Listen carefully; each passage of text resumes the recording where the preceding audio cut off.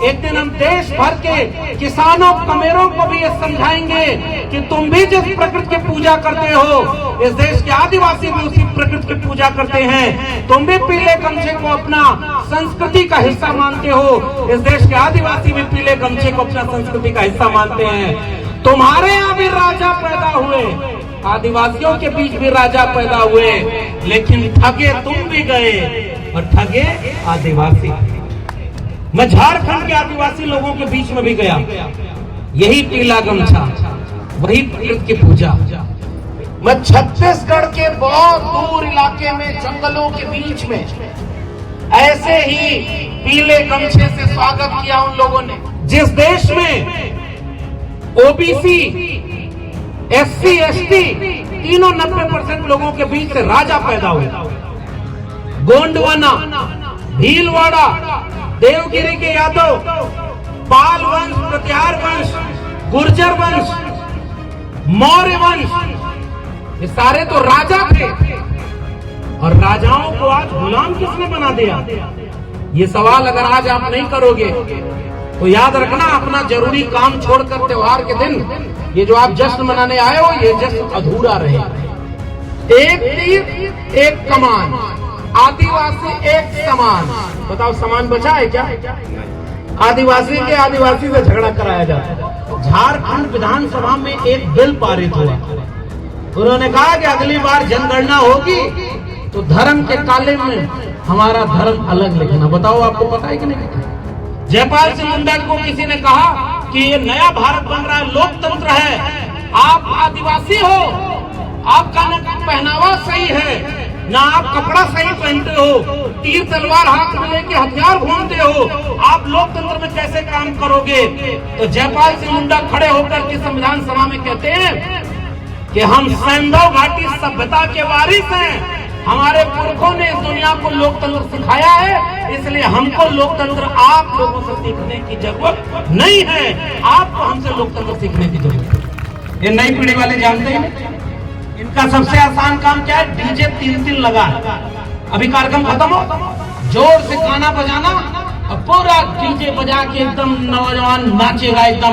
आदिवासियों को कोई छू नहीं सकता, आदिवासियों से कोई टकरा नहीं सकता, हमसे जो टकराएगा चूर चूर हो जाएगा, हम ये हैं, हम वो हैं। और कुछ दिन बाद उनसे पूछो कि ये वन अधिकार अधिनियम तुम्हारा क्यों नहीं लागू हुआ? आज इस देश में केंद्रीय विश्वविद्यालय 52 है, 52 सेंट्रल यूनिवर्सिटी विश्वविद्यालय। कितने परसेंट प्रोफेसर बने आदिवासी के पता? 2% भी नहीं बने। प्राइमरी एजुकेशन भी आज के आदिवासियों में आंकड़ा बता रहा है कि 40% के ऊपर तो प्राइमरी शिक्षा नहीं मिल रही। बताओ आपके बच्चे स्कूल जा पाते हैं क्या? शिक्षा नहीं है। और 93 यानी 93% प्रोफेसर के आदिवासियों की पोस्ट खाली पड़ी। हमारे यहाँ वो दवाई बांटी जाती है, पता है यहाँ चलती है कि नहीं? चलती है, वही महुआ वाली चलती है सर। अभी यहाँ भी कुछ लोग वही दवाई पी के घूम रहे थे। एक तीर एक कमान, आदिवासी एक समान, पूरा महुआ छाया हुआ है। आप पूछते हो महुआ, अल्ले महुआ पे वोट कहाँ चला गया? तो जब आप वोट की कीमत को नहीं पहचाने तो आपके बीच से नेता कैसा पैदा हुआ? क्या आजादी के 75 साल में आदिवासियों ने एक बिरसा मुंडा पैदा किया? बताओ नई पीढ़ी में जब नया भारत बना तो आदिवासियों के ऊपर चैप्टर लिखा गया क्या? कोई क्या देश की आजादी में आदिवासी की भूमिका क्या है पढ़ाया गया? जरा जोर से बोलना, आपका इतिहास लिखा गया है? आपके ऊपर किताबें नहीं मिलती, आपके नायकों को कोई जानता नहीं, आपके इलाके के पास हॉस्पिटल नहीं, आपके इलाके के पास स्कूल नहीं। तो बताओ ये लड़ाई कौन किस बात की लड़ी जाएगी? अभी तो आप दवाई के लिए अगर बीमार हो गए तो दवाई देने वाला क्यों नहीं? ताकतवर की लाठी छीन करके गरीब कमजोर को भी हाथ में कलम और संविधान की लाठी पहुंचाने वाले अपने नायकों बाबा साहब डॉक्टर भीमराव अंबेडकर को पढ़ो और जानो कि अगर बिरसा मुंडा के साथ, जयपाल मुंडा के साथ अंबेडकर ना होते तो हम लोग यहाँ नहीं पहुंचे। देश की सबसे बड़ी कुर्सी पर एक आदिवासी तो बैठे, हम भी कहते हैं सही बात। देश की राष्ट्रपति महामहिम हमारे परिवार की हैं, पहली महिला आदिवासी। मैं खुश होता हूँ, लेकिन बड़ी पीड़ा तब होती है उस कुर्सी का हमारे समाज के लिए क्या मतलब, जब मणिपुर में 2 आदिवासी बहनों को निवस्त कर करके घुमाया गया और 2 साल से मणिपुर जल रहा है और उसमें आदिवासी मारा जा रहा है, और सबसे बड़ी कुर्सी पर बैठ करके आप उस आदिवासियों की हत्या को नहीं रोक पा रहे हो, तो फिर हम आपसे सवाल पूछेंगे कि नहीं पूछेंगे? अब तो देश में चर्चा हो रही है कि तुम्हारा वोट चोरी हो जा रहा है। बताओ यहाँ खबर पहुंची कि नहीं पहुंची भैया? पहुंच गई सर। अरे पहुंची कि नहीं? पहुंच गई सर। वोट की चोरी हो रही है, आपको पता चला? सर। और चुनाव आयोग कह रहा है कि तुम साबित करो कैसे चोरी हो रही। अरे बाकी सब छोड़ो, अमेरिका का राष्ट्रपति है डोनाल्ड ट्रंप, उसका भी बिहार में समस्तीपुर जिले में सर्टिफिकेट बना दिया। अमेरिका के राष्ट्रपति। आप जब गरीब आदमी अगर आपके ऊपर 4 फर्जी मुकदमे लग जाए तो बताओ मुकदमा लड़ने की भी हैसियत है क्या? आदिवासी समाज में वकील है क्या? लड़ो स्कूल बचाने के लिए, लड़ो कलम किताब बचाने के लिए, लड़ो अपना संविधान बचाने के लिए। गाना बज रहा था, मैं वहीं से सोच करके अपनी बात शुरू कर रहा हूं कि उस गाने में भी आप झूम रहे थे जिसमें कहा गया था कि आदिवासी भाई जागो। इसका मतलब कि आप सोए हुए हैं और ये गाना आपके ही लोगों के बीच से गाया गया। उसमें है कि आपको जगाने के लिए पहले कोई बिरसा मुंडा आया, वो जगाए, उल गुलान का नारा दिए कि जागो, इस देश के मूल निवासियों जागो, इस देश के जल जंगल जमीन को बचाने वालों, अपने बच्चों के भविष्य को बचाने के लिए जागो। टंटिया मामा आए, जयपाल सिंह मुंडा आए, तिलका मांझी आए, सिद्धू कानू आए, ये सारे आदिवासी नायक हमारे आए और हमें जगाने। और आज मैं आपसे एक सवाल पूछना चाहता हूं कि जितना बिरसा मुंडा या टंटिया मामा या जितने भी हमारे आदिवासी नायक जगाना चाहते थे, जरा हाथ उठा के बताना हमारा समाज उतना जागा है क्या? आप जरा बताओ कि जितना वो जगाना चाह रहे थे उतना जाग गए क्या? अरे भाई आप ही से पूछ रहे हैं। अभी गाना बजेगा तो आप नाचते बहुत अच्छा, और नाचना भी चाहिए, हमारी संस्कृति है, हमारी परंपरा है। लेकिन जरा बताओ आप लोग उतना जाग गए जितना बिरसा मुंडा जगा रहे थे? जरा नौजवान जितने हैं वहां बताओ आप क्या जाग गए क्या? क्या टंटिया मामा का सपना पूरा हुआ जिसके लिए उन्होंने कुर्बानी दी थी? बिरसा मुंडा ने जिसके लिए कुर्बानी दी थी? और आज विश्व आदिवासी दिवस, दुनिया भर में जहां जहां मूल निवासी, इस देश की दुनिया की जल जंगल जमीन को बचाने वाले आदिवासी आज के दिन को ऐतिहासिक दिन के रूप में मनाते हैं। लेकिन मैं आपसे कुछ देर बात करने, ये सवाल पूछने आया हूं कि हम सोए क्यों हैं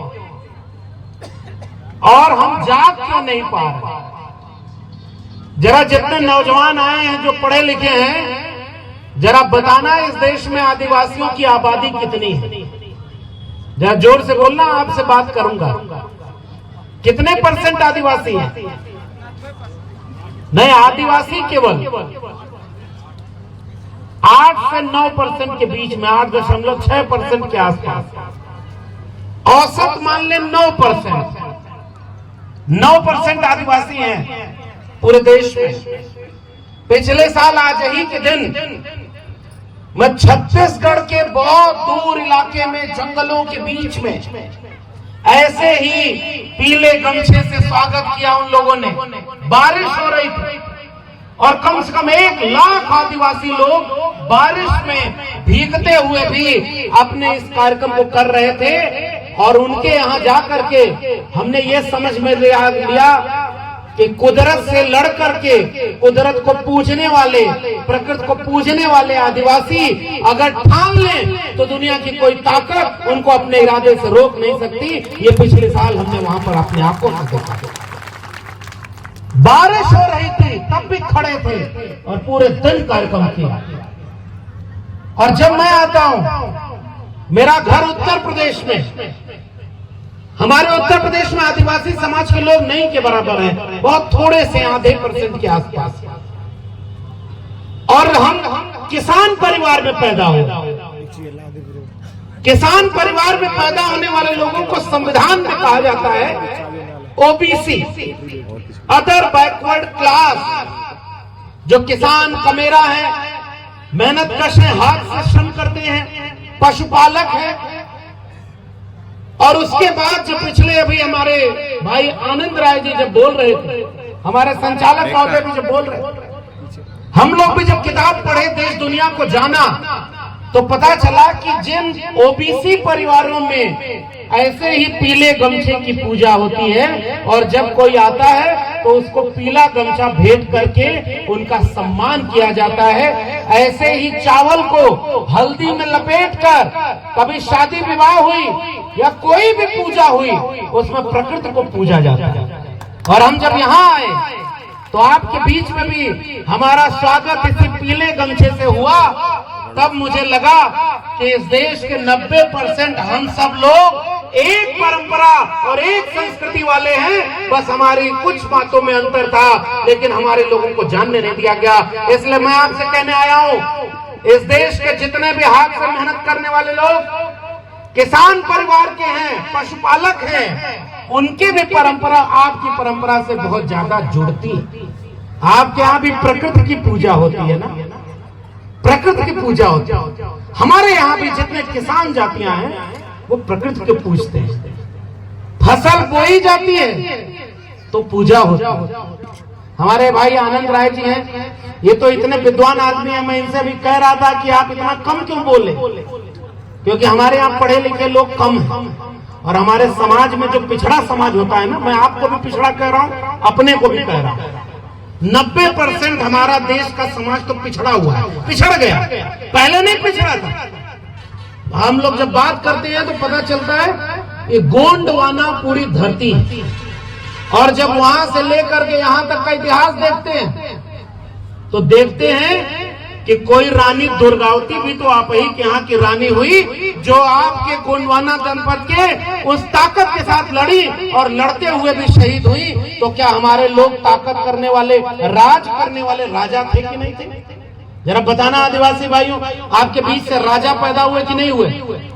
गोंडवाना तो आपका राज था, भील प्रदेश तो आपका राज था, जहाँ के राजा हमारे पुरखे हुए। और आज आप में से कोई राजा है क्या? जरा बताना जोर से। 9% आदिवासी, 9% आदिवासी, कहां है राजा? आज तो साहब याचक बन गए, मांग रहे हैं कि हमें हक दे दो। आज यहाँ पर एक वैचारिक गोष्ठी में कुछ बात यहाँ करना जरूरी। इस देश के लोगों को जानने नहीं दिया। जब हम भी निकले, मैं झारखंड के आदिवासी लोगों के बीच में भी गया, यही पीला गमछा, वही प्रकृति की पूजा। पिछले साल जब आज के दिन गए तो वहां आपने नारा ला पड़ाल पेन्ना, और जब छत्तीसगढ़ में नारा लगाते हैं तो वो बुढ़ाल पेन्ना कहते हैं। सेवा सेवा, बुढ़ाल पेन्ना, सेवा सेवा, बुढ़ा देव की पूजा करते हैं। ये सारे देवी देवता कौन? ये तो प्रकृति के हैं। और अभी हमारे जितने भाई थे, हमारे आनंद जी हैं और तमाम लोग जब भी बात करते हैं तो कहते हैं, और इन्होंने तो बताया भाई आपके इस जगह का नाम किसी और के नाम पर भीम में नहीं पड़ा होगा, आपके अपने पेन, अपने देवता, उनके नाम पर, यहाँ देवता के नाम पर ये समाज का नाम पड़ा।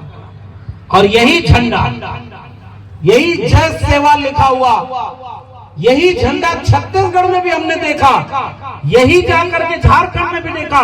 थोड़ा थोड़ा रूप बस बदल जाता है, हल्का फुल्का भाषा बदल जाती है, कहीं संथाली, कहीं और भाषा, यहाँ आपकी भाषा अलग, लेकिन संस्कृति तो एक ही है। और यही संस्कृति मैं आज आपके बीच में कह रहा हूं। एक दिन हम देश भर के किसानों कमेरों को भी ये समझाएंगे कि तुम भी जिस प्रकृति की पूजा करते हो, इस देश के आदिवासी भी उसी प्रकृति की पूजा करते हैं। तुम भी पीले गमछे को अपना संस्कृति का हिस्सा मानते हो, इस देश के आदिवासी भी पीले गमछे को अपना संस्कृति का हिस्सा मानते हैं। तुम्हारे यहाँ भी राजा पैदा हुए, आदिवासियों के बीच भी राजा पैदा हुए, लेकिन ठगे तुम भी गए और ठगे आदिवासी।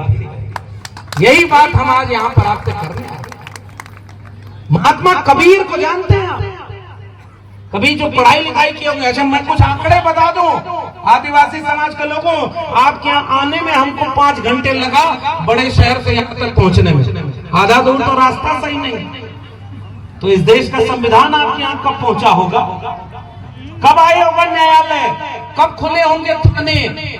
और मुझे बड़ा अच्छा लगा यहाँ हमारे जितने पुलिस लोग आए हुए हैं, आपने उनका भी सम्मान किया। सब हमारे अपने लोग तो हैं, लेकिन देश आजाद हुआ 1947 में, संविधान बना 1950 में, और संविधान घर घर पहुंच गया क्या?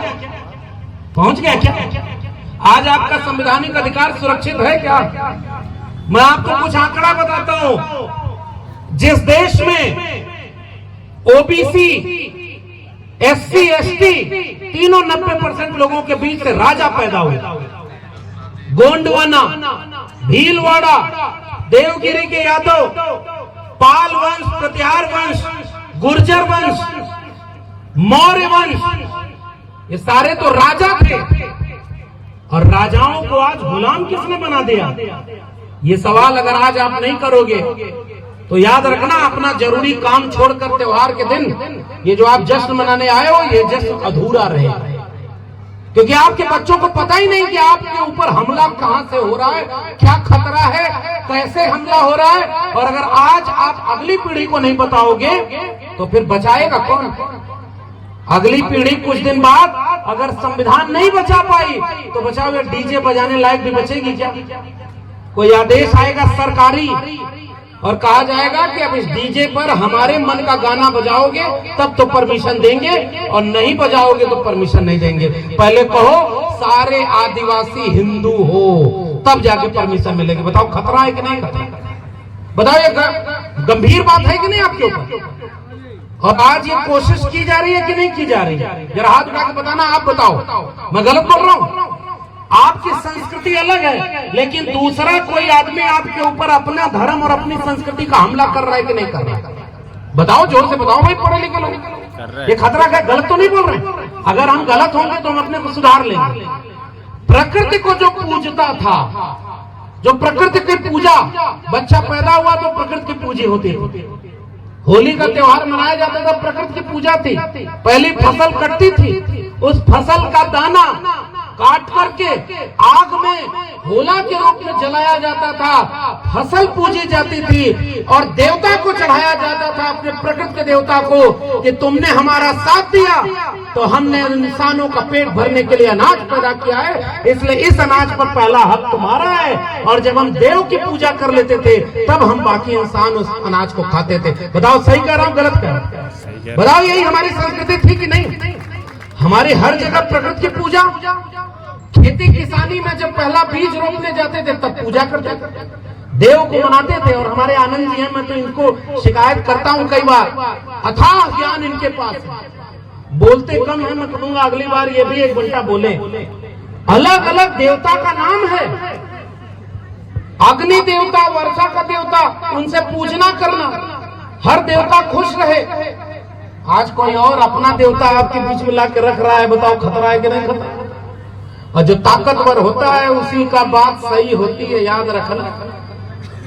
ये नारा लगाने से कि कौन बनाया हिंदुस्तान, भारत का मजदूर किसान। और आज मजदूर किसान कहाँ है? क्योंकि मजदूर किसान ने अपनी ताकत नहीं समझी, बटा हुआ, इसलिए आज उसकी कोई सुनने वाला नहीं। तो एक तीर एक कमान और आदिवासी एक समान। बताओ, आप भी नारा लगाते हो ना? एक तीर एक कमान, आदिवासी एक समान। बताओ, समान बचा है क्या? आदिवासी के आदिवासी से झगड़ा कराया जाता है। और कुछ लोग होते हैं जो झगड़ा, कभी देखा है, एक कहानी सुनो आप लोग, हमारी हिंदी समझ में आ जा रही है ना, लेकिन मैं यूपी का रहने वाला हूँ, वहां की हिंदी थोड़ा अलग, आपके यहाँ अलग। एक बार दो बिल्लियां झगड़ा कर रही थी, रोटी मिल गई थोड़ी, तो एक बिल्ली कही कि हम ज्यादा खाएंगे, तो दूसरी वाली ने कहा हम ज्यादा खाएंगे, और दोनों आपस में लड़ रही थी। बाहर से एक बंदर आया, बंदर ने कहा रुको, हम फैसला करेंगे, हम जज बन के आए। उसने कहा कैसे फैसला करोगे?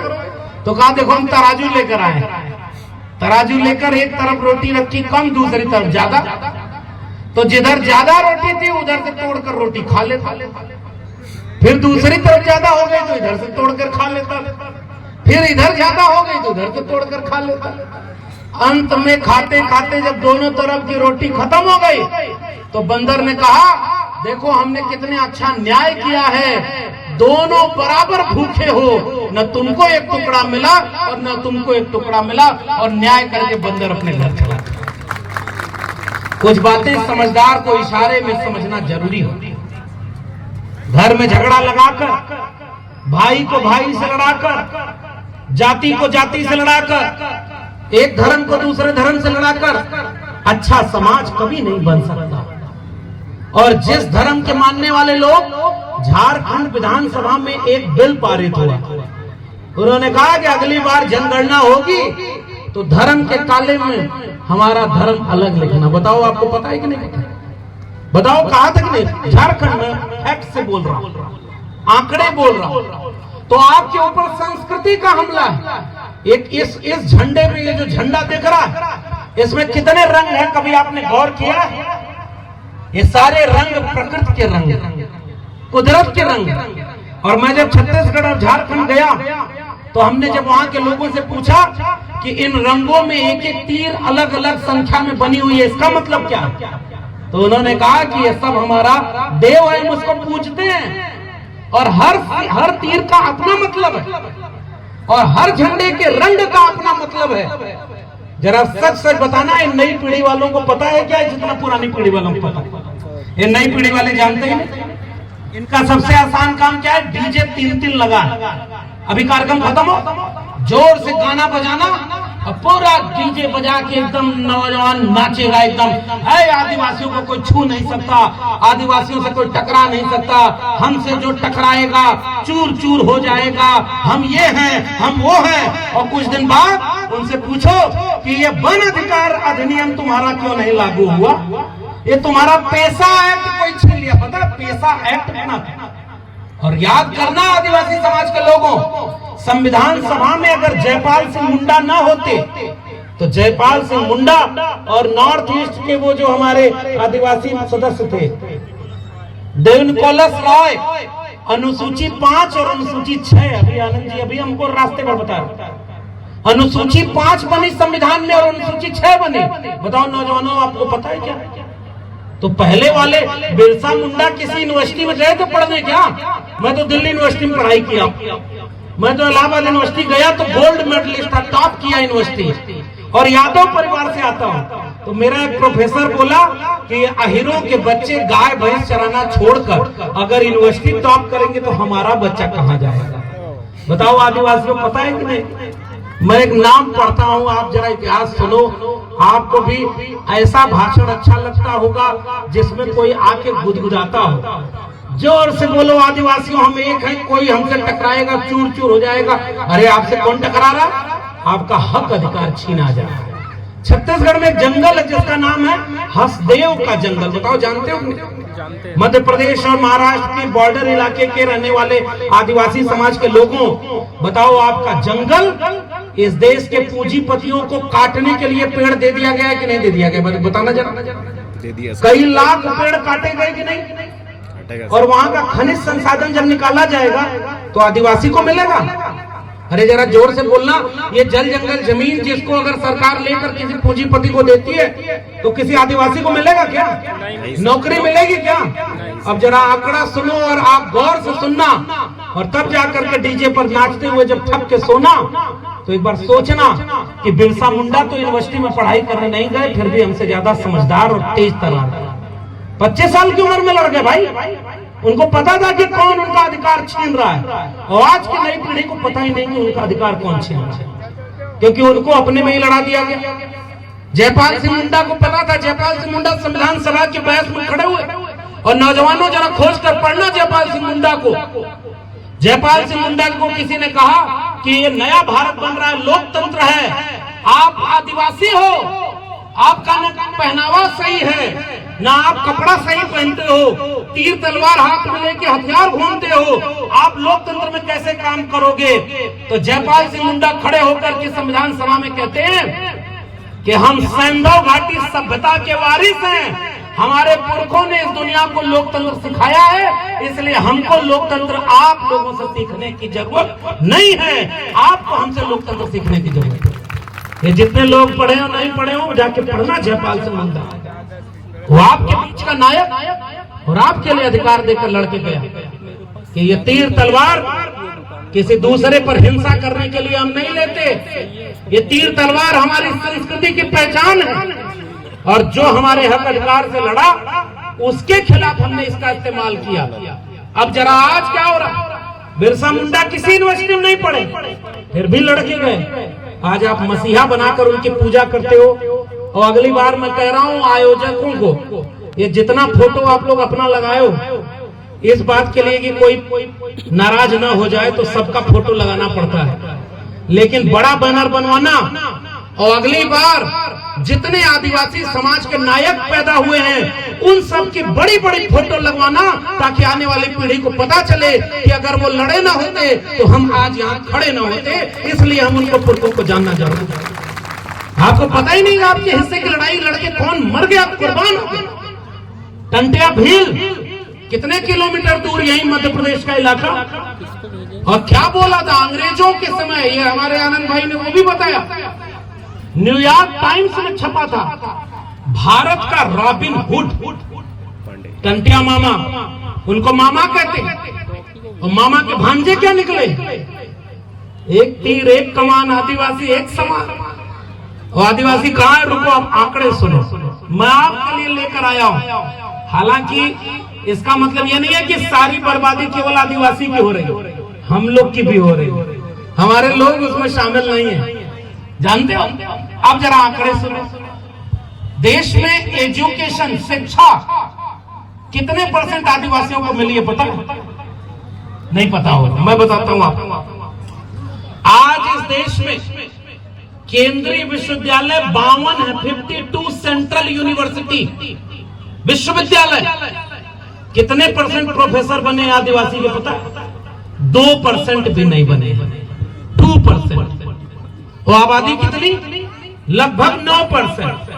तो आपके प्रोफेसर नहीं है। प्राइमरी एजुकेशन भी आज के आदिवासियों में आंकड़ा बता रहा है कि 40% से ऊपर तो प्राइमरी शिक्षा नहीं मिल रही। बताओ आपके बच्चे स्कूल जा पाते हैं क्या? शिक्षा नहीं है। और 93 यानी 93% प्रोफेसर के आदिवासियों की पोस्ट खाली पड़ी। लगभग 4000 से ज्यादा प्रोफेसर हैं, केवल 7 प्रोफेसर आदिवासी सीट सेंट्रल यूनिवर्सिटी में। क्यों बाकी सीट खाली है पता है? क्योंकि बाकी आदिवासी गाने पे नाच रहा है, और बाकी समय वोट देने का समय आता है तो कैसे वोट डालते हो पता नहीं। आपके यहाँ वो चलता है कि नहीं चलता है? हमारे यहाँ तो खूब चलता है।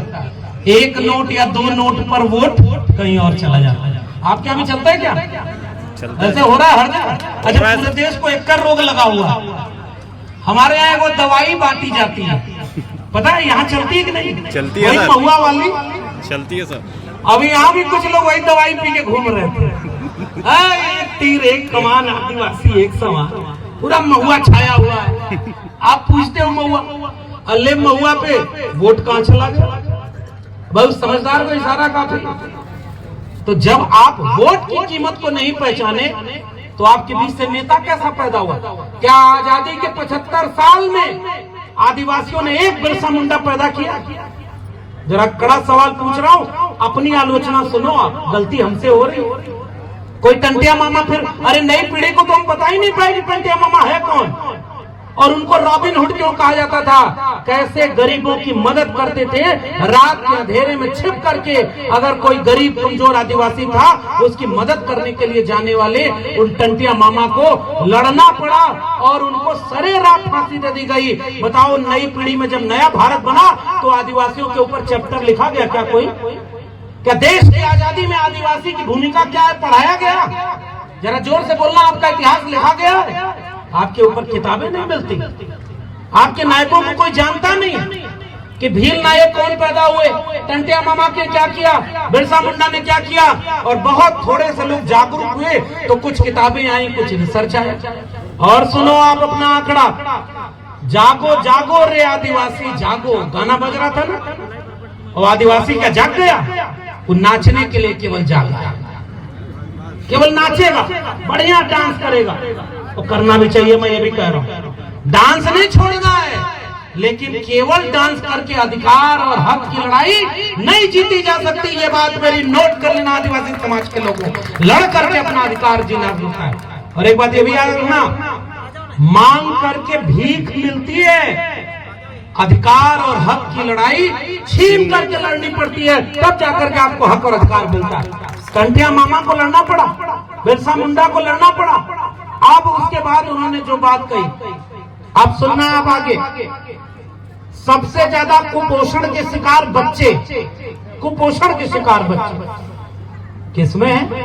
आदिवासी, फिर दलित में, फिर पिछड़े में, हम ही लोग। हॉस्पिटल आपके इलाके में, तो आपका इलाका इतना दूर होता है, यहाँ दवाई कम मिलती है क्या?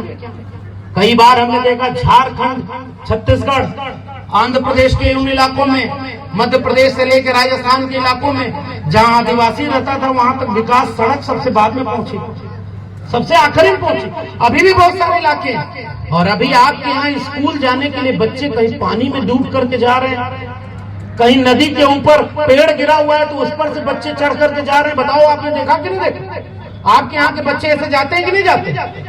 और अभी राजस्थान के झालावाड़ में एक स्कूल, सरकारी स्कूल की इमारत गिर गई।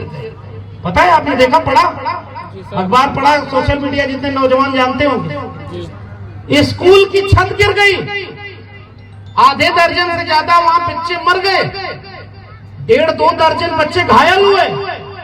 और जरा खोजना आदिवासी कहाँ है? वो सारे बच्चे जो मारे गए, मरे, वो मरे अपनी मौत से नहीं मरे थे, उसको तो इस सरकारों ने मारा। वो तो बच्चे गए थे पढ़ाई करने और छत गिर गई, वो सारे बच्चे आदिवासी परिवार से थे। बताओ, जानते हो कि नहीं? आप जानते हो, सारे बच्चे आदिवासी थे। और जो घायल हुए वो दलित और पिछड़े थे। तो जो बच्चे स्कूल जाने के लिए उनको रास्ता नहीं है, उनके बच्चे यूनिवर्सिटी में, मैं तो दिल्ली यूनिवर्सिटी में 14 साल प्रोफेसर रहा, मैं वहां अपने क्लास में खोजता था कि भाई मेरे देश के वो 9% आदिवासी के बच्चे कहाँ हैं? हमारे क्लास में तो बच्चे पहुंचे ही नहीं, क्योंकि वो इसी किसी खेत में काम करते करते गरीब पैदा हुए, गरीबी में पले बढ़े और गरीबी में ही मर गए। वो यूनिवर्सिटी और कॉलेज कहाँ पहुंच पाए? बताओ, सही कह रहा हूँ, गलत कह रहा हूँ? आप दिन भर मेहनत करते हो कि शाम को चूल्हा जले, 2 रोटी मिले, पेट भरे, ताकि जिंदा रहे। बताओ, यही अधिकार दे करके गए थे बिरसा मुंडा और जयपाल सिंह मुंडा। और यही आदिवासी के, दुनिया में कुछ लोगों के पास इतना पैसा है, इतना पैसा है कि वो पैसा लेकर के कुछ लोग विदेश भी भाग जा रहे हैं। ये विदेश भागने वालों के बारे में जानते हो नहीं? जी सर। उसमें एक भी आदिवासी है? नहीं सर। नहीं है। हमारा आदमी के पास पैसा नहीं, सारा विदेश भाग रहा है भाई। और हमारे आदमी डिग्री नहीं है, और आजकल फर्जी डिग्री वाले लोग देश के सबसे बड़ी कुर्सी पर बैठे भाई। हमने नाम नहीं लिया किसी भाई, ओरिजिनल मेरे पास तो सारी डिग्री ओरिजिनल है, और जो वहां बैठे हैं उनकी डिग्री का पता ही नहीं, और शिक्षा बिक गई। आपको एक आंकड़ा बताऊं आदिवासी समाज के लोगों में, एक प्रोफेसर रहा हूं इसलिए सबसे ज्यादा आपको पढ़ाई, कलम और किताब पर बात कर रहा हूं। जब इतिहास नहीं जानोगे तो इतिहास कुछ दिन बाद बदल दिया जाएगा, आपके बच्चे गलत इतिहास पढ़ेंगे। बताओ गलत क्या? आनंद जी बताइए, जो आपको जानकारी है वो जानकारी अगर नई पीढ़ी के बच्चों को नहीं पता चली तो अगली बार भीमनगर नाम किसके नाम पर पड़ा, ये सच बताने वाला भी कोई नहीं, क्योंकि पढ़ाई नहीं किसी ने।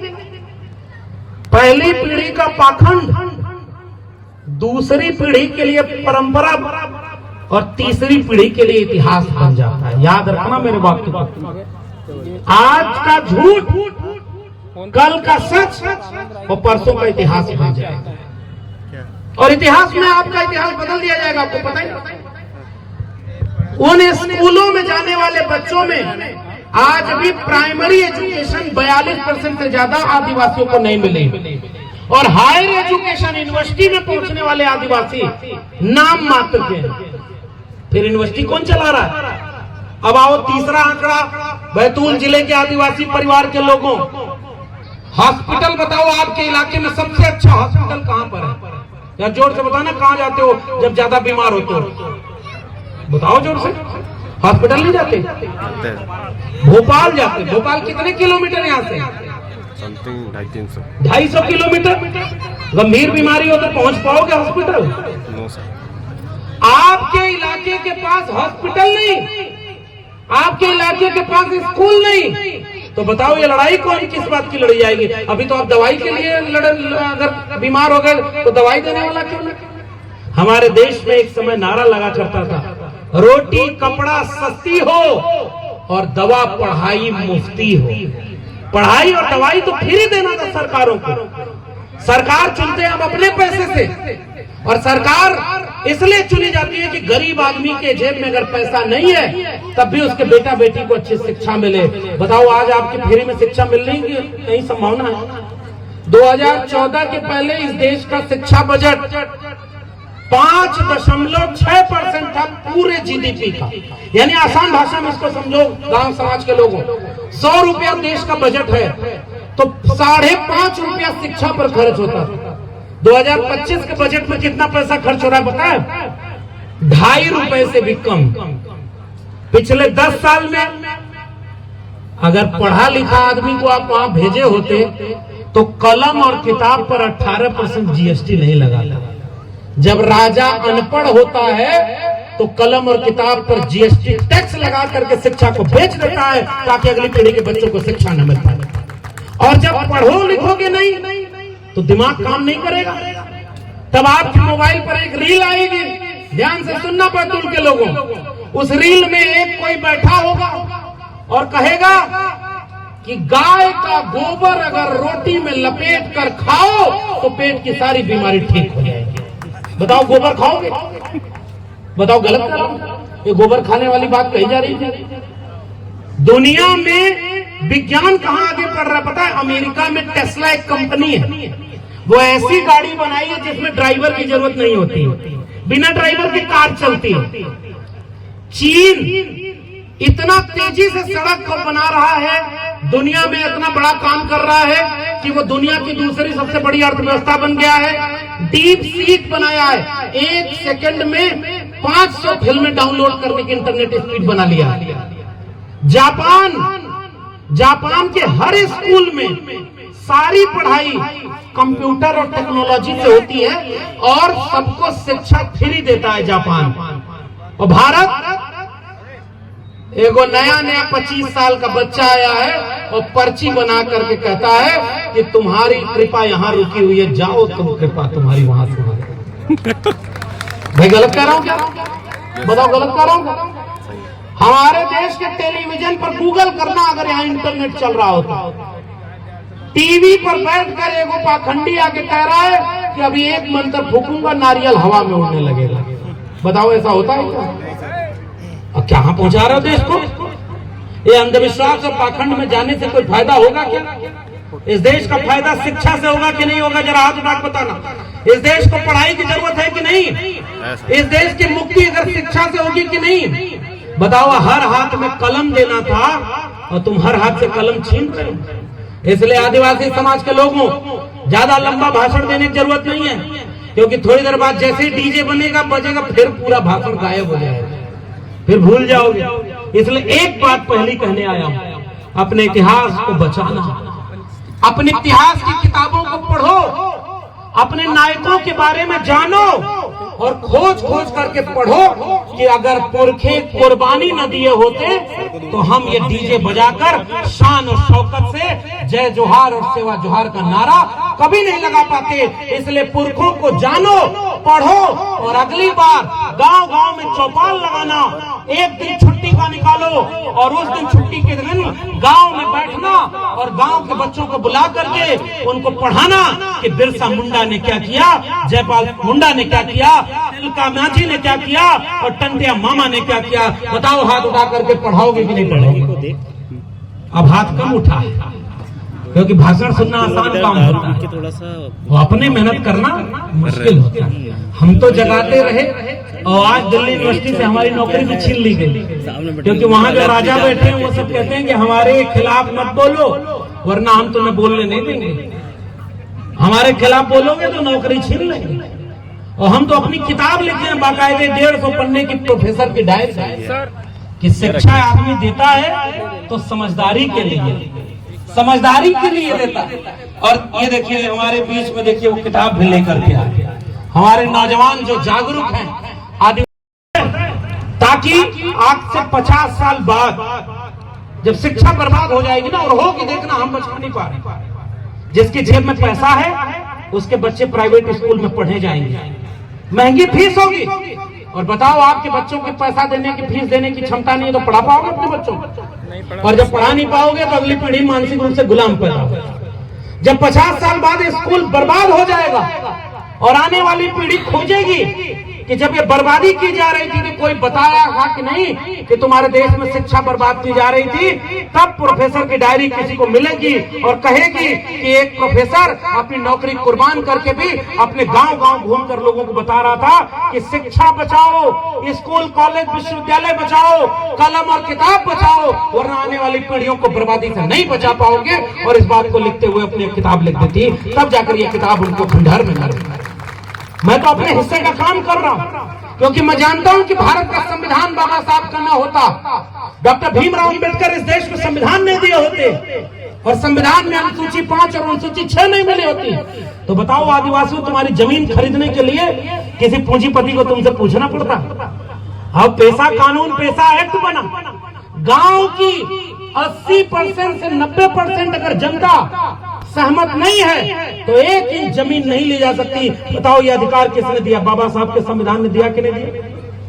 बाबा साहब का संविधान आपको इज्जत देता है। आपके मोहल्ले में झगड़ा हो जाए, कोई आपको गाली दे मारे, तो कहां जाते हो? थाने जाते हो। थाने जाके कहते हो कि हमारे ऊपर कोई जुल्म कर रहा है और हमारी शिकायत दर्ज कर लो। ये थाना किसने दिया? बाबा साहब के संविधान ने दिया है। अगर ये संविधान न होता तो आपको थाना, कोर्ट, कचहरी नहीं मिलती। इसलिए गरीब मारा जाता और जो ताकतवर, जिसकी लाठी में दम होता, वो आपको मारता। ताकतवर की लाठी छीन करके गरीब कमजोर को भी हाथ में कलम और संविधान की लाठी पहुंचाने वाले अपने नायकों बाबा साहब डॉक्टर भीमराव अंबेडकर को पढ़ो और जानो कि अगर बिरसा मुंडा के साथ, जयपाल मुंडा के साथ अंबेडकर न होते तो हम लोग यहाँ नहीं पहुंचे। इसलिए आखिरी बात कहकर के अपनी बात अब खत्म कर रहा हूं, और आखिरी बात यही है कि आपके आदिवासी कितने हैं, कहां? जरा एक आंकड़ा और देखो। सबसे कम दिन में सबसे ज्यादा जंगल काटने का रिकॉर्ड भारत देश ने बनाया। गुजरात का एक व्यापारी है, उसका नाम लेके आप समझ जाएंगे। बताइए, जो गुजरात का एक बहुत बड़ा व्यापारी है, उसको पूरा जंगल बेच दिया गया विकास करने के नाम पर, और सबसे कम दिन में उसने लाखों पेड़ एक साथ कटवाए थे। समझ गए ना? ए फॉर एप्पल और ए फॉर अडानी। देखिए, कोई बोल दिया, मैं नहीं बोला हूं, मेरे ऊपर कोई इस पे कोई कार्रवाई मत करो। आप सुनो, आदिवासी 9% अपनी जंगल में जमीन बचा पा रहे हो क्या? 2018 में वन अधिकार अधिनियम में संशोधन किया गया कि जितने आदिवासी कहते हैं कि जमीन हमारी है, उनको कागज दिखाना पड़ेगा। यार आनंदराय साहब, दिल्ली में हम लोगों ने आंदोलन किया था कि अगर आप कहोगे कि ये जमीन हमारी है तो सरकार कहेगी कागज दिखाओ। कितने आदिवासियों के पास कागज है, जरा बताओ हमें। कागज है? कितना पुराना कागज आपके पास? तो इस कागज को छीनने का काम कौन कर रहा है? अब अगला सवाल, इस देश में 75 साल आज संविधान के हो गए, 75 साल बाद सुप्रीम कोर्ट में आदिवासी जज कोई बना है कि नहीं? जरा जोर से बताना आदिवासी परिवार। आपका जज कोई सुप्रीम कोर्ट पहुंचा? नहीं सर। आप जानकर आश्चर्य करोगे, 75 साल हो गया भारत को आजाद हुए, अमृत काल मनाया जा रहा है, सुप्रीम कोर्ट में आज तक एक भी आदिवासी जज नहीं बन पाया। अगर बन पाया हो तो हम उसका नाम बता देना। एक जज बने हाई कोर्ट के चीफ जस्टिस बने, एक आध अपवाद हो, प्रोफेसर आप हो नहीं, जज आपके बने नहीं। अब अगला सवाल, टीवी देखते हो? टीवी घर घर देखते हो? उसमें आपकी खबर दिखाई जाती है क्या? आज विश्व आदिवासी दिवस पर एक भी टीवी में कार्यक्रम चलेगा क्या? आदिवासियों की कोई खबर अखबार में छपती है क्या? आदिवासी का सूखा पड़ जाए, आधा देश बाढ़ में डूबा है और आधा देश सूखे में डूबा है, उसमें नुकसान होता है किसानों का, उनकी खबर छपती है क्या? किसानों की खबर टीवी पर तब दिखाई जाती है जब किसान आत्महत्या कर लेता है, तब कहा जाता है कि इतने साल में इतने किसानों ने आत्महत्या कर लिया। आज तक एक भी आदिवासी टेलीविजन चैनल का ब्यूरो चीफ नहीं बना। कहां हो आदिवासी समाज के लोगों? 75 साल हो गए, टीवी में आपका कोई आदमी नहीं, जुडिशरी में आपका कोई आदमी नहीं। अगला सवाल, इस देश के 100 अरबपतियों की सूची बनाओ। अरबपति मतलब समझते हो? ऐसा कार्यक्रम कराने में हमारे आयोजकों को चंदा जुटाना पड़ा होगा। हे भाई, आप 10 रुपया दे सकते हो, 10 रुपया देना, कोई कुछ कर देना। ये आयोजन समिति के लोग सब जानते हो, 1-1 रुपया मदद न करे तो ये टेंट और ये माइक न लग पाए। कुछ लोग बिना चंदा दिए भी चुपचाप आ जाते होंगे, अगली बार दे दें, इस बार देखें हमको माला पहनाया जाता है कि नहीं। और जिसको माला पहनाया जाएगा वो बाहर जाके कहेगा क्या बढ़िया कार्यक्रम था, और भाषण देने को मिल जाए तो और अच्छा, और जिसको न मिले वो कहे बेकार कार्यक्रम था, कुछ उसमें मजा ही नहीं। अगली बार हम अलग कार्यक्रम करेंगे। बताओ हमारा समाज इससे जूझ रहा है कि नहीं जूझ रहा? आज हमारे समाज के पास पैसा कितना है?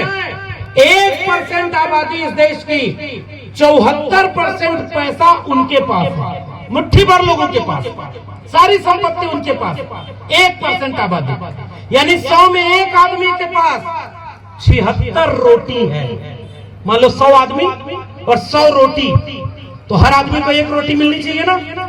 इस देश का सच्चाई ये है कि एक आदमी 75-76 रोटी खा रहा है, 3 रोटी पर 50 आदमी गुजारा कर रहे हैं, और 90 आदमी के लिए 8 रोटी बची हुई है। ये मैं नहीं कर रहा हूं, गूगल करके पढ़ लेना। मैं भी अगर देश का प्रधानमंत्री होता तो कुछ भी बोल देता। नाली के गैस से चाय बनाता था, ये मैं नहीं बनाता था। कौन बनाता था? ये आपका जनरल नॉलेज का सवाल है, जाके पूछे। भाई आपके यहाँ सिलेंडर पहुंचा? नहीं पहुंचा, क्योंकि हमारे यहाँ सबसे आखिरी में सब कुछ आएगा, जब सब उधर बर्बाद हो जाएगा।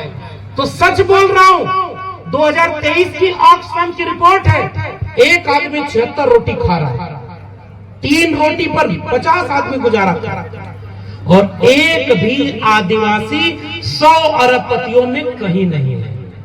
आदिवासी अरबपति नहीं, तो आदिवासी जज नहीं, एक कुलपति है, वो ट्राइबल यूनिवर्सिटी बनी है, तो मजबूरी है कि ट्राइबल यूनिवर्सिटी की वाइस चांसलर कुलपति आदिवासी बनेगा।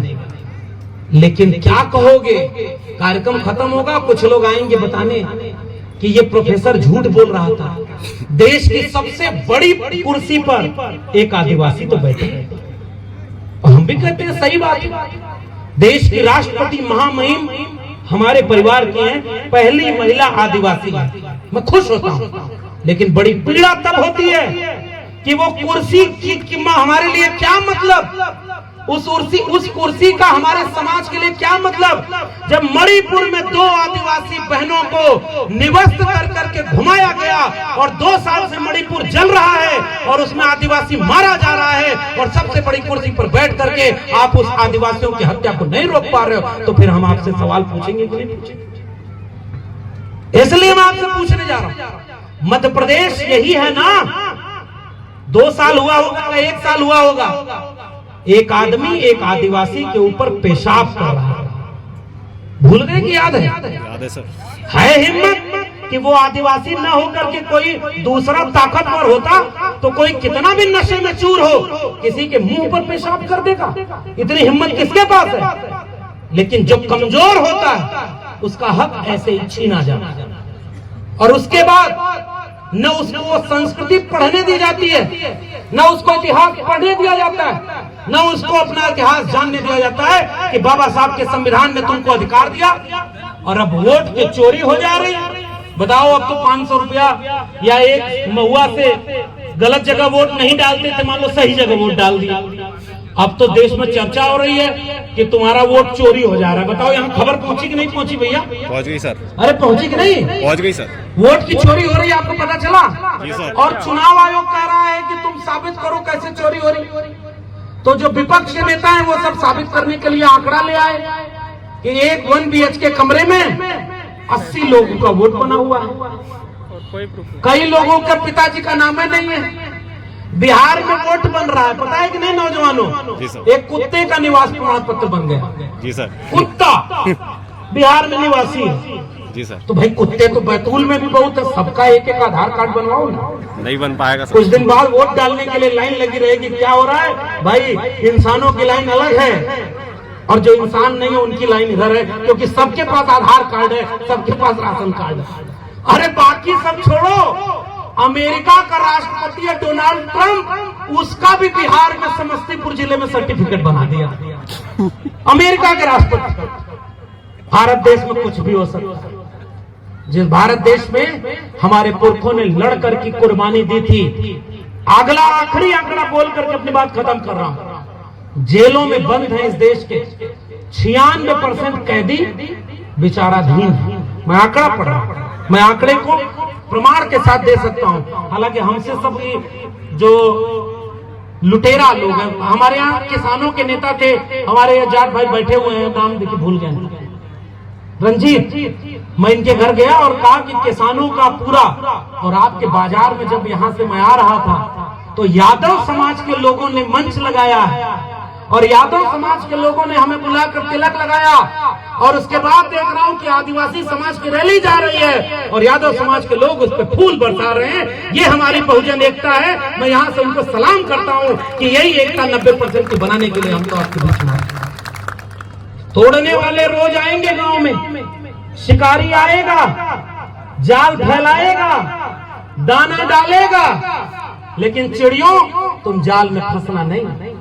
नए नए लोग अपना अपना देवी देवता लेकर आपके बीच में आएगा, नया नया नेता लेकर आपके बीच में आएगा, नया नया मुद्दा लेकर आपके बीच में आएगा। आप सारे मुद्दों को एक तरफ रख देना, सबसे पहली बात कहना, और ये आंकड़ा सुन लो, उसके बाद मैं अपनी बात खत्म करके जा रहा हूं। आदिवासी समाज की आबादी 8.6%, यानी 100 में लगभग 9 लोग आदिवासी, और जेलों में सजा याफ्ता 12%। अपनी आबादी से 1.5 गुना आदिवासी जेल में बंद है। बताओ, पता है कि नहीं? और जहां जहां जंगल बचाने के लिए आदिवासी आंदोलन करता है, फर्जी मुकदमा लगाकर, मिस्टेकन आइडेंटिटी बताकर, कभी आदिवासी को गोली मार दी जाती है, कभी आदिवासी को नक्सली बता दिया जाता है, और कभी आदिवासी को देश विरोधी बता करके जेल में डाल दिया जाता है। मैं आंकड़ा पढ़ के आपको बता रहा हूं। सजा याफ्ता कैदियों में 15% आदिवासी। और अगर आपके पास पैसा है तो कोई हिरन मार के भी बच जाता है, कोई फुटपाथ पर सोने वाले लोगों पर गाड़ी चढ़ा के भी बच जाता है, क्योंकि वो गुजरात में जाकर पतंग उड़ा लेता है वहां के मुख्यमंत्री के साथ, मुकदमा से बरी हो गया। आप जब गरीब आदमी, अगर आपके ऊपर 4 फर्जी मुकदमे लग जाए तो बताओ, मुकदमा लड़ने की भी हैसियत है क्या? आदिवासी समाज में वकील है क्या? इसलिए आदिवासी समाज के लोगों, मैं आपके सामने आंकड़ा लेकर के आया था कि इन आंकड़ों को जानो। शिक्षा में आप कहीं नहीं हो। हमारे घर की महिलाएं और बच्चे सबसे ज्यादा कुपोषण के शिकार हैं। खून की कमी जिन महिलाओं में सबसे ज्यादा है, वो या तो दलित परिवार की महिलाएं, या आदिवासी परिवार की, या अति पिछड़े किसानों परिवार की। खाने को भरपेट रोटी नहीं तो खून की कमी नहीं होगी। और बच्चे कुपोषण के शिकार सबसे ज्यादा आदिवासी और दलित परिवारों के। किसका भारत भाग्य विधाता गाना गाते हो? इतना बड़ा देश, तुम इतना बड़ा सब कुछ जश्न मनाते हो, अभी 15 अगस्त आएगा, देश की आजादी का जश्न मनाओगे। हम भी पूछना चाहते हैं, इस देश का गरीब किसान और दलित पिछड़ा अगर आजाद नहीं हुआ गरीबी से, आजाद नहीं हुआ भूखमरी से, आजाद नहीं हुआ शिक्षा से, आजाद नहीं हुआ बीमारी से, तो फिर ये आजादी हमारे किस काम की है? हमारे लिए तब आजादी सच्ची होगी जब हमारे बच्चों के हाथ में शिक्षा होगी, हमारे बीमारों को दवाई मिलेगी, हमारे किसानों को सिंचाई मिलेगी, और हमारे ऊपर कोई जुल्म जाति करे तो उससे सुनवाई मिलेगी। बताओ, बिना इसके आजादी का कोई मतलब है क्या? इसलिए मैं आपसे ये बात कह के जा रहा हूं, हमें तो आपने बुलाया इतने दूर से, और हम तो सम्मान के आपका सम्मान माथे पर लगाकर, ये जब आपने हल्दी का चंदन लगाया तो मुझे ऐसा लगा कि आप भी हमारे माथे पर ये चंदन लगा के कह रहे हो कि जाओ, मुल्क में जब तानाशाहों का सरकार आती है और जब वो सच बोलने वालों पर हमला करते हैं, हमारी भी नौकरी छीनी, तो आपने भी हिम्मत दी है। ये पीला गमछा और ये शर्ट जो मैं पहना हूं, ये हमारे आनंद राय जी ने खुद बनवाई थी कि भाई आदिवासियों के बीच में जाओ तो आदिवासी बनकर जाओ, बहरूपिया बनकर के मत जाओ, ताकि आपको आदिवासी अपना समझे। लेकिन मैं आपसे कह के आ रहा हूं, ये पीला गमछा हम ओबीसी की भी पहचान है और ये पीला गमछा आपका भी पहचान है। इसलिए हम सब भाई भाई हैं, आपकी और हमारी लड़ाई एक है, और हम सब 90% लोग मिलकर के इस लड़ाई को लड़ने। और आपने ये जो माथे पर चावल और हल्दी का टीका लगाया है, ये मैं सम्मान आपका सर माथे पर लेकर जा रहा हूं। जब तक खून के एक एक कतरे में सांस बची रहेगी, इस देश को बिरसा मुंडा के सपनों का, जयपाल सिंह मुंडा के सपनों का, तिलका मांझी सिद्धू कानू के सपनों का, अरे क्या इतिहास कोई भी बताएगा? अंग्रेजों से माफी मांगने वाले आज देशभक्ति का सर्टिफिकेट बांटते हैं उन लोगों को, सामने खड़े होकर कहना, यही बगल में मैं गया उस जगह पर, कुंवर शंकर शाह और रघुनाथ शाह अंग्रेजों से लड़ने के लिए जब खड़े हुए तो तोप का गोला बांध करके उनको उड़ा दिया गया। वो आदिवासी समाज के हमारे नायक, हमारे टंटिया मामा को फांसी दे दी गई, और आजादी की लड़ाई के लिए तुम हमारा इतिहास नहीं पढ़ाते।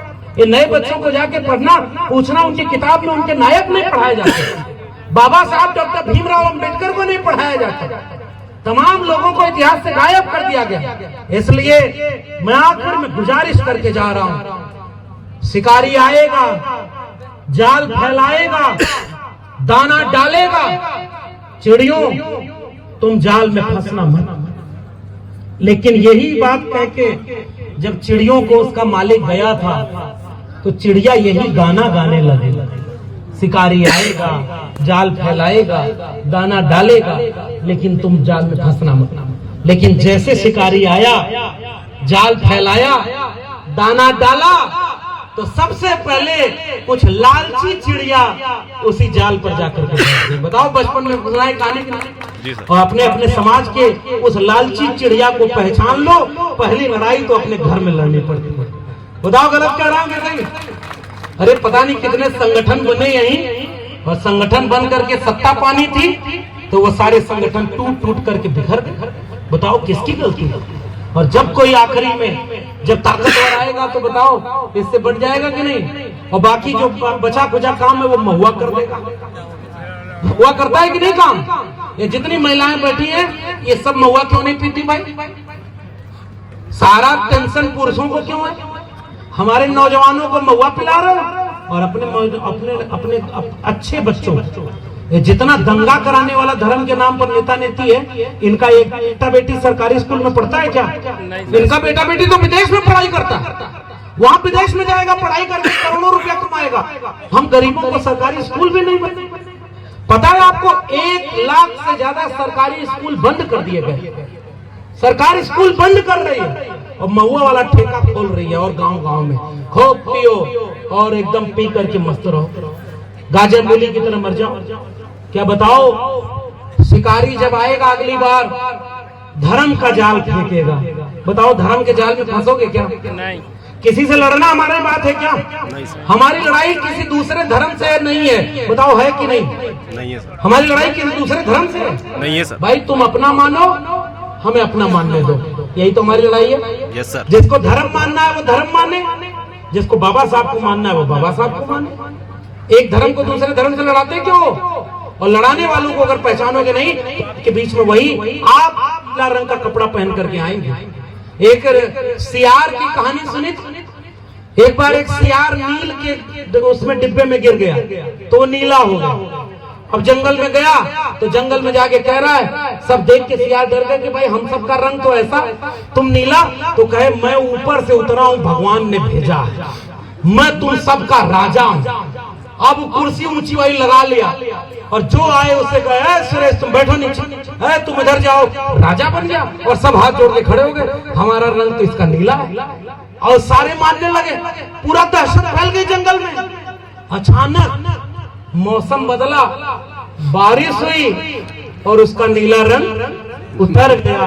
और जैसे ही उतरा सारे सियारों ने देखा कि अरे ये तो मंगरुआ ही है, ये तो रंग लपेट के आया था हमारे बीच में। बताओ समझदार को इशारा काफी कि नहीं?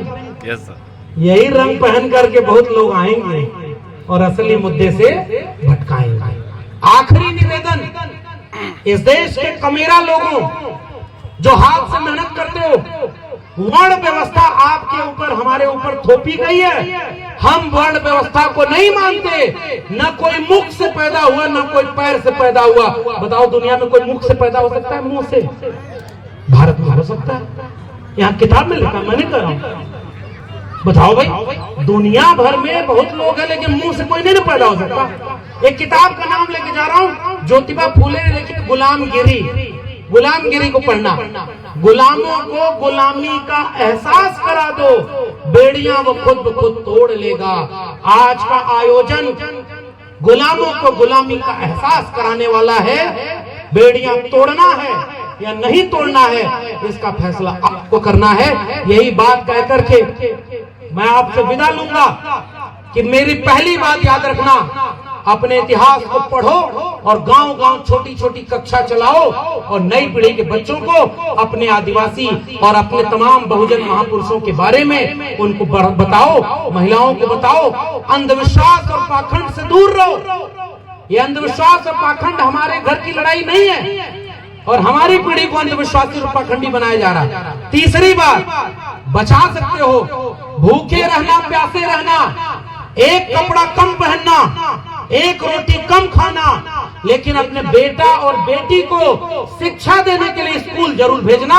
ये मैं आपसे निवेदन करके जाना चाहता हूं, क्योंकि शिक्षा ही मुक्ति दिलाएगी। ये तीसरी बात मेरी। बर्बाद तो शिक्षा हो ही गई। मैं भी जानना चाहता हूं कि डीयू और जेएनयू में कितना आदिवासी यहां से गया पढ़ने? क्यों नहीं जाते भाई? आपके टैक्स पेयर के पैसे से यूनिवर्सिटी चल रही है, आप वहां पहुंच ही नहीं पा रहे हो, क्योंकि यहीं आपको पेट भरने में ही हालत खराब हो जाएगी। गरीब पैदा हुए, गरीबी में ही पले बड़े, गरीब रह गए। और फिर किस्मत बताने वाला कोई आता है, पूर्व जन्म में तुमने कुछ खराब किया होगा इसीलिए तुम गरीब घर में पैदा हुए। इस सब में मत मानना। पढ़ाओ, अपने बेटा बेटियों के हाथ में कलम और किताब देना, मदद करो तो किसी गरीब कमजोर की शिक्षा देने के लिए और महिलाओं को शिक्षा देने के लिए सबसे आगे आ जाना, और शिक्षा ही बचाएगी। और आखिरी बात, न्यूनतम सहमति पर अधिकतम एकजुटता बनाना। 10 में 5 बातों में आपका किसी से झगड़ा हो, 90% लोगों, यहाँ नीले गमछी और नीले पहने के पटका हमारे भाई भी बैठे हैं, ओबीसी समाज के लोग हों और आदिवासी, हम सब 90% में भी तो कुछ झगड़ा है। और कोई आता है और बताता है कि तुम्हारा झगड़ा इसी से है और तुम उसी से लड़ने लगते। मैं आपसे एक निवेदन करके जाऊं, 10 बातों में से 5-6 बातों में अगर झगड़ा हो तो मत लड़ना।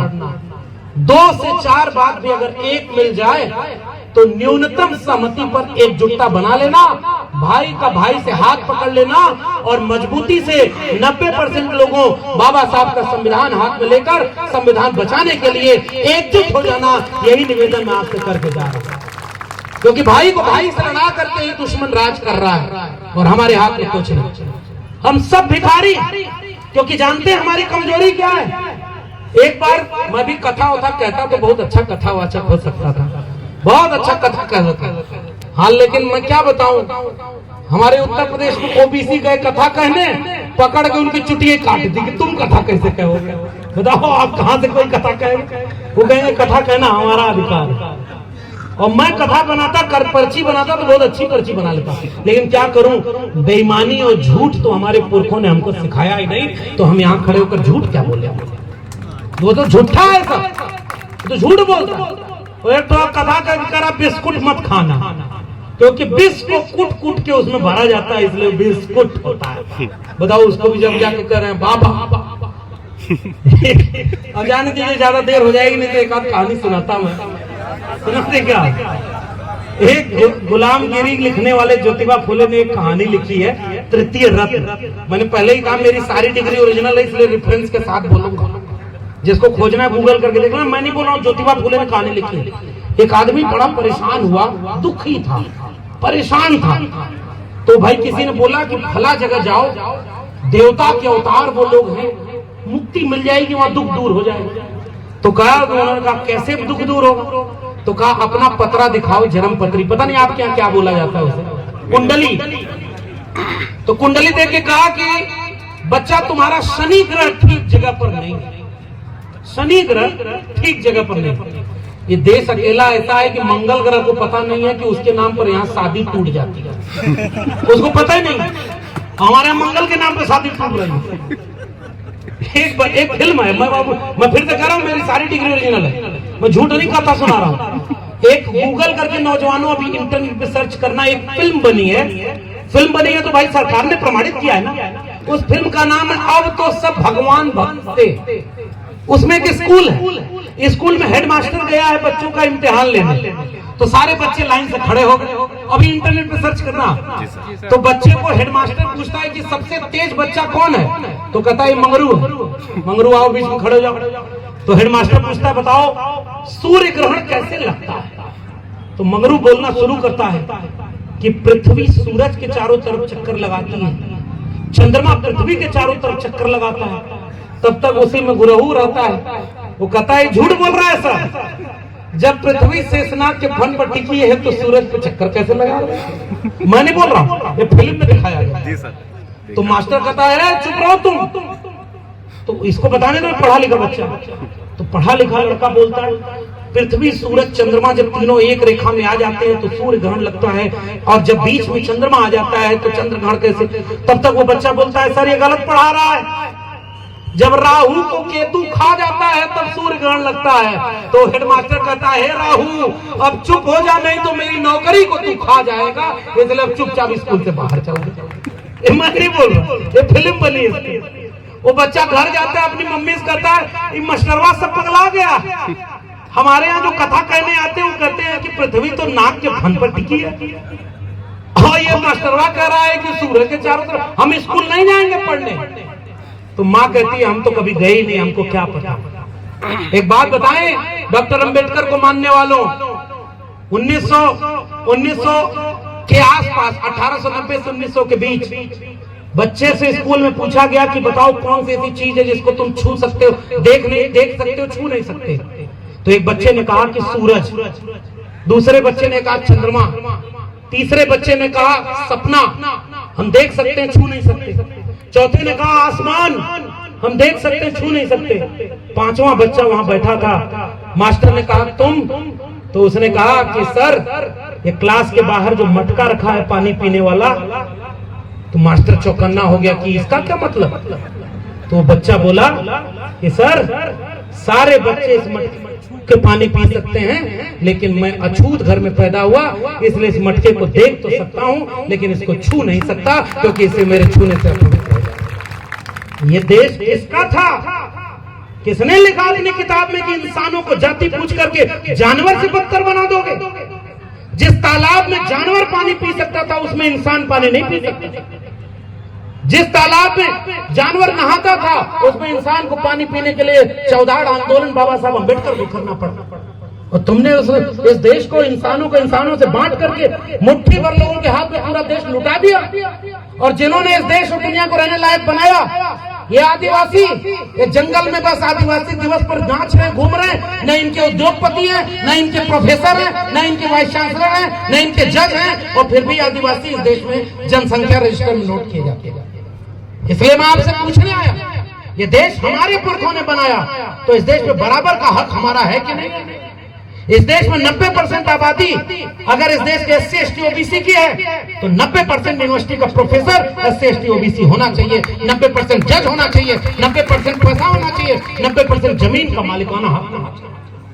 और आज अंधविश्वास के नाम पर आपका हक लूट लिया और आप केवल सो रहे हो और आपस में लड़ रहे हो। इसलिए मैं आपको चाहते थे कहानी सुना के अपनी बात खत्म करूंगा। आपको लगेगा बाहर से आए हैं यही भाषण देते रहे, कुछ गलत बोलेंगे तो मुकदमा इन्हीं पर होगा, हमारा क्या होगा आपको लग रहा होगा। लेकिन भाई हमारे पुरखे जब उनके पुरखों से नहीं डरे तो देखो हम डरते होते नहीं, हम गलत नहीं आंकड़ों के साथ बोलते हैं। तो जब उस आदमी ने कहा कि शनि ग्रह ठीक जगह पर नहीं है तो वो कहा कि कैसे सही होगा, कहा 1000 की हवन हो जाएगी तो सही कर दूंगा। तो उसने कहा हम तो बहुत गरीब है साहब, इतना पैसा नहीं है। और तृतीय रत्न नाटक में लिखा है, ज्योतिबा फूले ने लिखा। तो उसके बाद उसने कहा कि अच्छा तुम्हारे लिए 50% डिस्काउंट, 50%, तुम तो है 500 रुपया दे रहे, तुम्हारे शनि ग्रह को ठीक जगह पे कर दूंगा। तो फिर उसने कहा 500 भी नहीं। तो कहा अच्छा 100 रुपया, तो कहा इतना भी नहीं। कहा अच्छा 10 रुपया हमको दक्षिणा दो, हम एक ऐसा मंत्र दे के जा रहे हैं उसको जपते रहना, तब तक शनि कंट्रोल में रहेगा और जब पैसा हो जाए तो बड़ी वाली हवन करा लेना। वो आदमी अपनी जेब ऐसे निकाल करके दिखाया कि हमारी जेब में एक फूटी कौड़ी नहीं है हुजूर। तो सामने से गुस्से में वो आदमी बोला कि जब तेरे जेब में एक फूटी कौड़ी नहीं है तो जा बेटा, शनि तेरा कुछ नहीं बिगाड़ सकता, क्योंकि सारा खेल तो उसी का है। जिसका लुटा हुआ है उसका और क्या लूटेगा भाई। इसलिए जिसने इस देश और दुनिया को रहने लायक बनाया उसका सारा माल लुटा गया और लूट करके कोई चला गया। हमारे यहाँ एक कथा करने आया तो उसने कहा कि कैसे वो ठीक होगा, तो उसने एक मंत्र लिख करके पर्चा पे दे दिया, कहा कि इसको जपते रहना कल्याण हो जाएगा। अब हमारी दक्षिणा दो जजमान, तो वो भी आदमी उस पर पर्चा लिया, उस पर लिख दिया 101 रुपया मैं अपने उनको देता हूँ और पर्चा पकड़ा दिया। तो आदमी बोला अरे ओरिजिनल नोट चाहिए मुझको। तो दूसरा भी बोला हमको भी ओरिजिनल कल्याण चाहिए, ये मंत्र पढ़ करके हमारा कुछ नहीं बनता। क्या करके बात सारा खेल तो उसका है। नोटबंदी हुई थी, 500,000 का नोट बंद हो गया। एक आदमी बैंक नहीं जा पाया, सोचा चलो भगवान ने खुश कर ले धड़ाधड़ जाके नोट चढ़ाने लगा और नोट चढ़ाने लगा तो बीच में एक आदमी आया, कहा मूर्ख ये सारी नोट बंद हो गई है, ये नहीं चढ़ाई, यहाँ जाओ। तो वो आदमी बोला धीरे बोलो, तुमको पता है नोट बंद हो गई, हमको पता है नोट बंद हो गई, उनको थोड़ा पता है कि ये नोट बंद हो गई। तब वो आदमी बोला वो थोड़े लेते हैं, जो लेता है उसको पता है। एक लाइन और बोलूं, सब कुछ जानकर क्यों अकल पर पत्थर पड़े हैं तुम्हारी, सब कुछ जानकर क्यों अकल पर पत्थर पड़े हैं तुम्हारी। मंदिर से दान पेटी हटा दो तो भगवान नाराज होगा या पुजारी। बाकी अब मैं कुछ नहीं कहूंगा भाई, आप सब लोग बाबा साहब के संविधान को बचाने के लिए एक एक रुपया सही जगह इस्तेमाल करो। एक बार मैं ट्रेन में जा रहा था, नदी पड़ी, पूछते लोग ए निकाल के 1 रुपया ऐसे फेंक दिया। तो हमने कहा क्या करें भाई, तो कहा ये कल्याण होगा, मुक्ति मिलेगी। तो कहे कि हमने कहा फिर छोटा क्यों, बड़ा नोट फेंको। कितनी सैलरी है, तो कहा 42,000। हमने कहा सारा डाला करो, कुछ देर बाद 84,000 लेके जाया करो। मैं नहीं कह रहा हूँ, ये सारे हमारे महापुरुषों ने कहा, बाबा साहब डॉक्टर भीमराव अम्बेडकर ने कहा, ज्योतिबा फूले ने कहा, और भारत के संविधान में ये लिखा है कि आपको अपना धर्म मानने की इजाजत है, लेकिन दूसरे के धर्म पर आप हमला मत करो। हम किसान कमेरा लोग, प्रकृति पूजक लोग हैं, हमको शूद्र न बनाओ। हम सब इस देश के 90% मूल निवासी हैं और बाबा साहब के संविधान को हाथ में लेकर कलम और किताब को बचाने के लिए, संविधान बचाने के लिए एकजुट रहेंगे। और जाते जाते आपसे कह के जा रहा हूँ, लड़ाने वाले आएंगे, लड़ना मत। और बड़ा भाई अगर कोई संख्या में ज्यादा हो तो छोटे भाई की 2-4 आलोचना सह लेना। जीतने का ये हुनर भी आजमाना चाहिए, जंग अगर भाई से हो तो हार जाना चाहिए।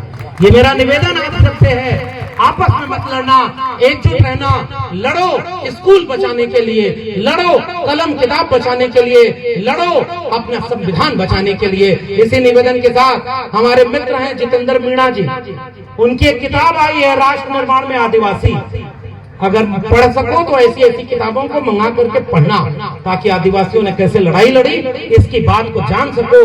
और अगली बार जब कार्यक्रम करना तो इस मंच से घोषणा करना आयोजन समिति के लोगों कि कितने गांव में आपने जन पाठशाला शुरू करके बिरसा मुंडा टंटिया मामा के बारे में गांव गांव के बच्चों को पढ़ाया है। ये मैं आपको होमवर्क देके जा रहा हूँ, तब मैं मानूंगा कि इतने भाषण का कोई मतलब नहीं। अगर ये नहीं हो पाया तो हम सब हार जाएंगे लड़ाई। मैं अकेले ये लड़ाई लड़ रहा हूँ। मैं जानता हूँ कि जो मैं बोलता हूँ वो बहुत लोगों को चुभता है, बहुत लोगों को चुभता है, लोग नाराज होते हैं।